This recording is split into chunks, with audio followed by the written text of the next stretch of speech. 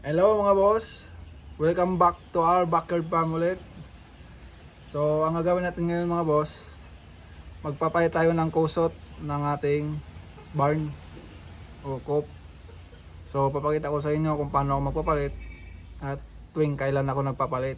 So tara mga boss, samahan nyo ako. So ito mga boss yung ating kusot. Yan, pampapalit natin.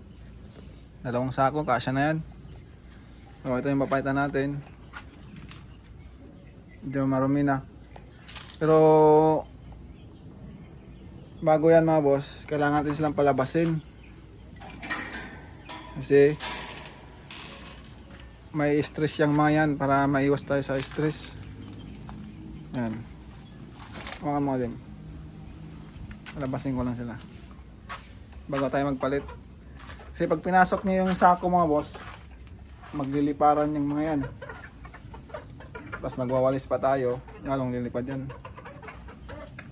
Ang gwapo. Mara sa amo. Labas.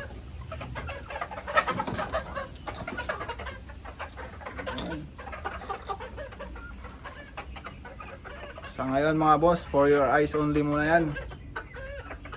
Kasi labas na. Yan.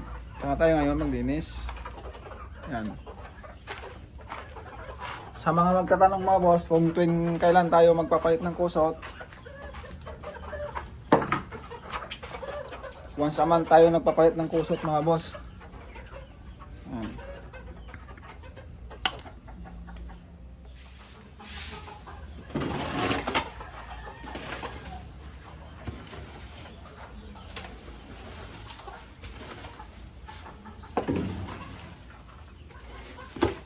Dami ka lang ito.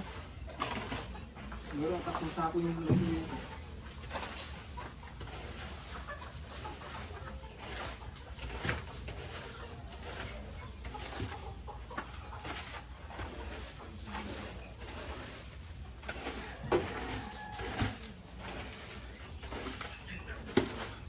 May buhangin dyan. Baba.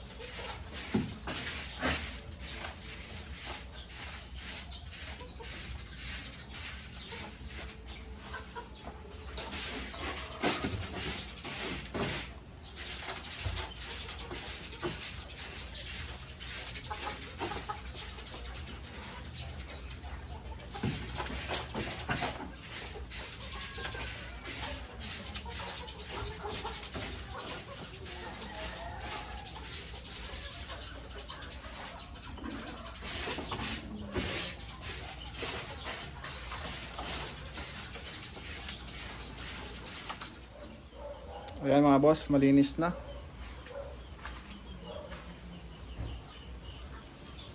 Tanggalan natin yung mga lumang kusot.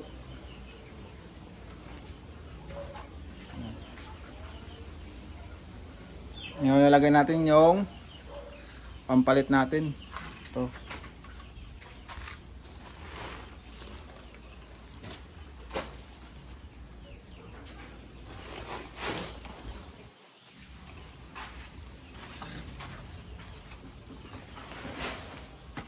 Yan.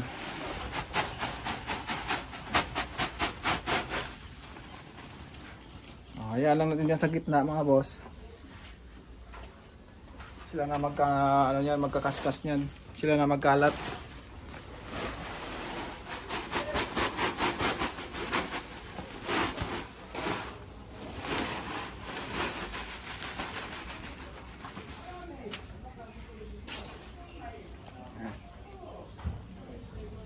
Bigyan sila ng 2 sako.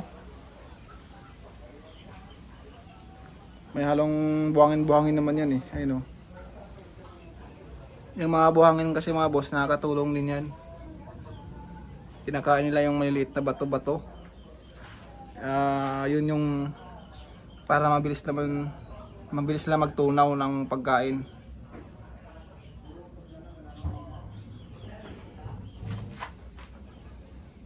Yan.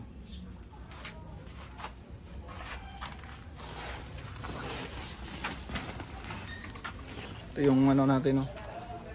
Yung tanggalan. 2 sako rin. So ayun sila. Ano yun? Ayun.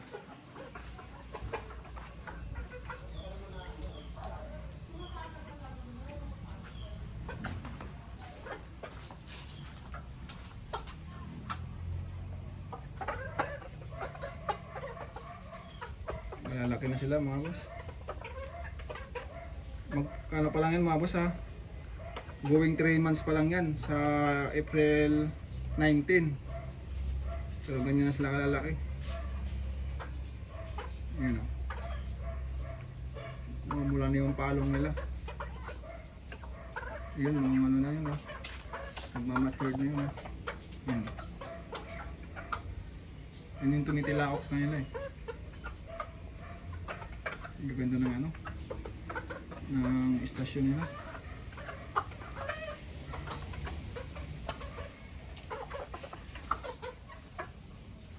So dagdag tips na lang din mga boss ha. Ngayong sobrang tag-init, 5 beses ako nagpapalit ng tubig. Sa umaga,